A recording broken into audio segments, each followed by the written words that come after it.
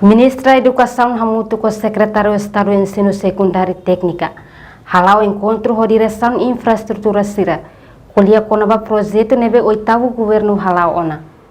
Encontro ne realiza ia salão conferência Ministério da Educação Vila Verde dele quinta-feira semana ne. Secretário de Estado de Ensino Secundário, Escola Técnica, Domingos Lemos Lopes Sateten, convoca encontro ida a direção infraestrutura, onde hareba projeto nebemak durante o oitavo governo halau hela.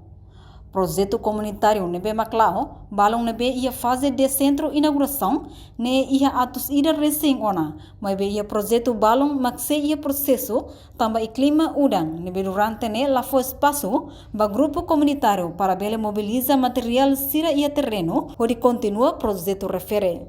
Construída a direção de infraestrutura minha, aproveitamento, nós finanças, a rede de projetos Sira Nebemak durante o governo anterior não é.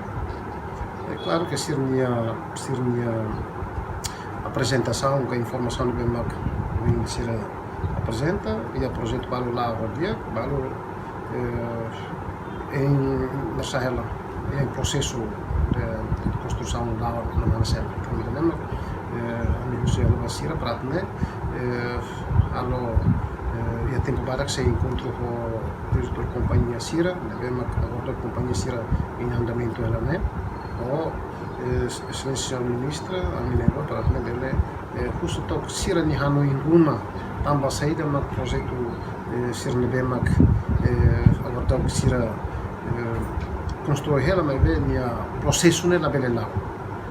A tua explicação não vem com senhor diretor de infraestrutura Sira explica ela que até que projeto comunitário não vem durante lá, balu agora fase de inauguração no centro Italona, balu na Sahela, e o projeto Hiraon de saúde residência cinema, agora é o processo ela também de clima durante né lá foi espaço para o grupo comunitário Sira Bela mobiliza material Sira vai a terreno até Bela continua o projeto né tem a estrada algum favorece para apoio comunidade Sira Bela material Sira Bela. Nia informa, tempo bada que se marca encontro com a companhia Sira, nebema que impede ela projeto capital desenvolvimento Sira, lá ia capacidade ona ba projeto hirak né? Então forma o Ministério da Educação para bele buca fale companhia nebe ia capacidade ba obra né? Reportagem Epifânia de Carvalho, Televisão Timor Post.